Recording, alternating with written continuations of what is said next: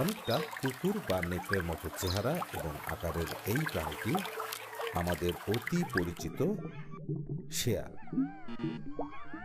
কিন্তু এটি তো শেয়াল। ছোটবেলা থেকে এই প্রাণীটিকেই আমরা শেয়াল নামে। তাহলে এটি কি? ছোটবেলায় এমন ধরনের আরেকটি ছোট প্রাণীকে আমি দেখেছি, খুবই লাজুক ও চটপটে।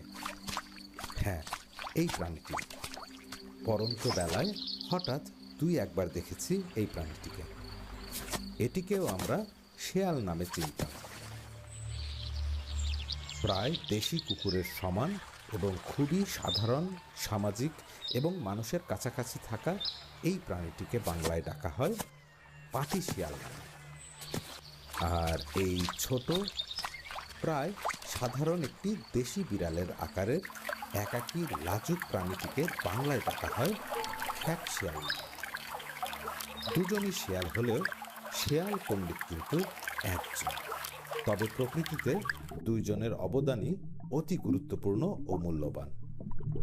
এখন চলুন আমাদের শিয়াল পণ্ডিত আসলে কে তা একটু খুঁজে দেখা যাক। এরা সকলেই মূলত রাতের শিকারী। তবে তা সত্ত্বেও এদের কিন্তু নিস্তব্ধ সকাল ও দুপুর বেলাতেও দেখা যায়।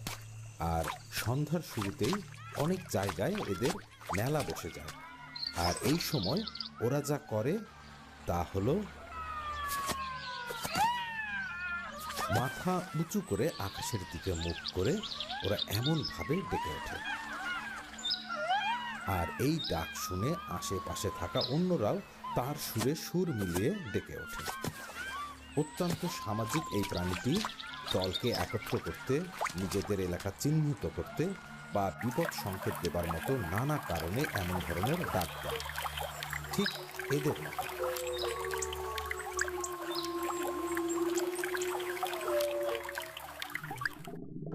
এরা যখন দাঁত খিচিয়ে আক্রমণাত্মক ভঙ্গিতে থাকে তখন এদের দেখতে ভয়ঙ্কর লাগে, কারণ এদের দাঁত বড় ও মোটা এবং শক্তিশালী, আর লম্বা এবং শক্তিশালী চোয়াল।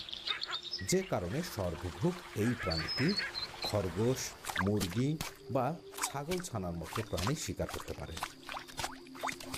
যেমন এটি এখন আক্রমণের ভঙ্গিতে রয়েছে। এদের এই বিশেষ ভঙ্গিটিও বেশ ভয়ানক। মাথা নিচু করে দাঁত খিচিয়ে থাকে। এটি এদের স্বাভাবিক বৈশিষ্ট্য। দৌড়ানোর সময় বা আক্রমণের ক্ষেত্রে এরা এভাবেই মাথা নিচের দিকে রাখে। তবে শুধু এরাই নয়, এই নেকড়েও তাই। কুকুরের ক্ষেত্রেও এমন বৈশিষ্ট্য লক্ষ্য করবেন। লেজের দিকে খেয়াল করেছেন? অস্বাভাবিক মিল রয়েছে এদের লেজে।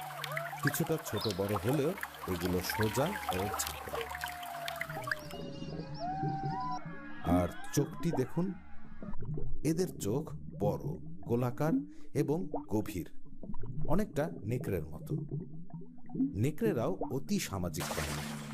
একজনের নেতৃত্বে এরা চলতে পছন্দ করে। এক কথায়, সমাজ পরিচালনার জন্য এরা এক একজন এক এক দায়িত্ব পালন করে।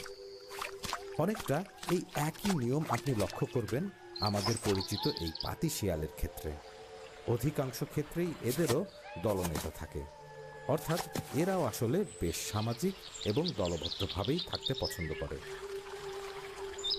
বাংলায় এগুলোকে পাতি শিয়াল বললেও ইংরেজিতে এদের নাম গোল্ডেন জ্যাকল বা সোনালি পাতি শিয়াল।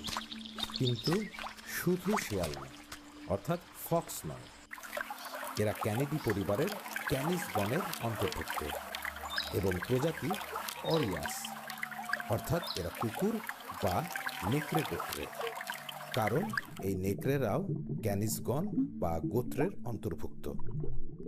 আর তাই এটিকে আপনি এক ধরনের বুনো কুকুর হিসাবে বিবেচনা করতে পারেন।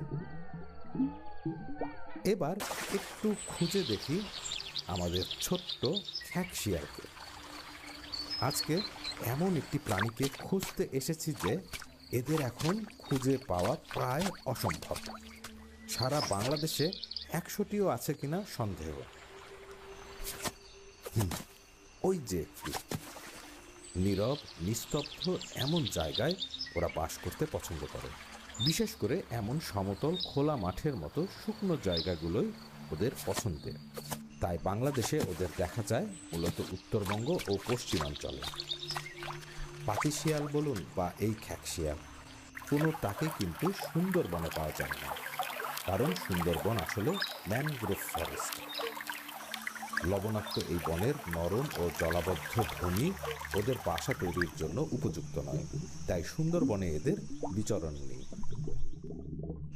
এই ছোট খ্যাকশিয়াল মূলত একাকী নিশাচর শিকারী প্রাণী।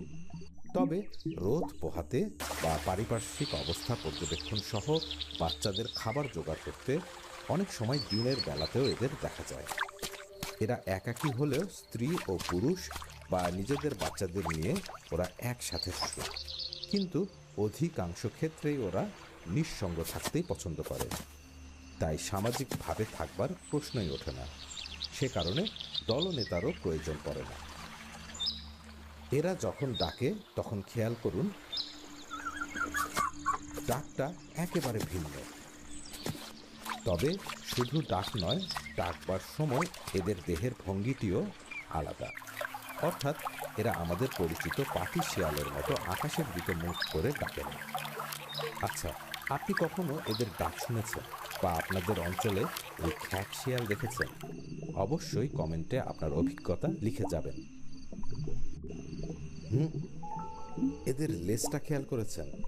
কেমন ফোলা ফোলা ঘন লোমযুক্ত, আর লেজের শেষ প্রান্তটি কালো রঙের। শরীরের তুলনায় বেশ বড় সড়ো এই লেজ।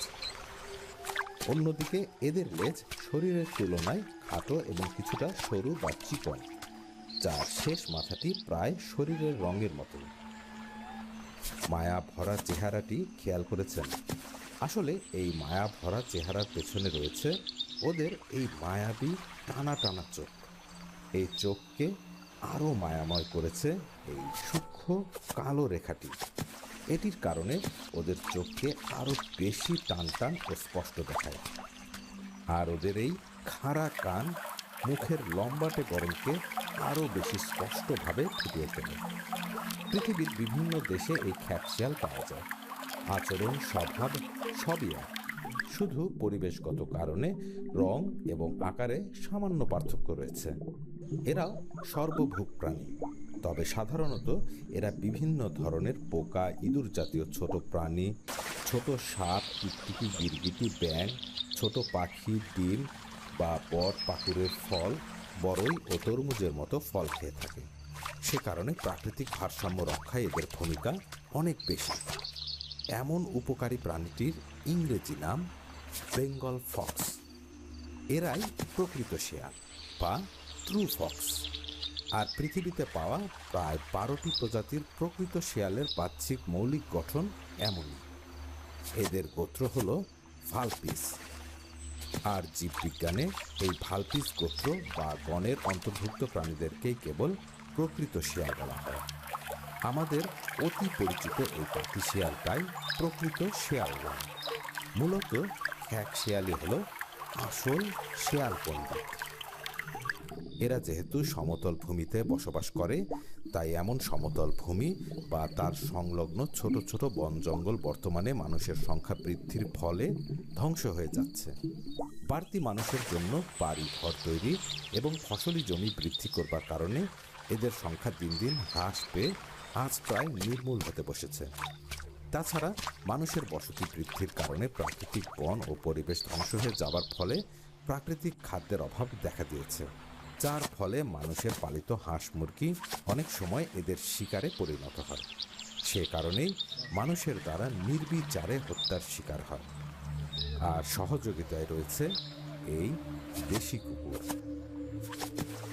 কিন্তু এরা হারিয়ে গেলে এদের মাধ্যমে নিয়ন্ত্রিত বিভিন্ন প্রাণীর অধিক বৃদ্ধি আমাদের যে ভয়ানক সমস্যার সৃষ্টি করবে তা কিন্তু শতভাগ সত্যি। বর্তমানে গোল্ডেন জ্যাকল বা পাতি শিয়াল এখনও প্রচুর পরিমাণে দেখা গেলেও এদের সংখ্যা একেবারেই নাই এর কোঠায়।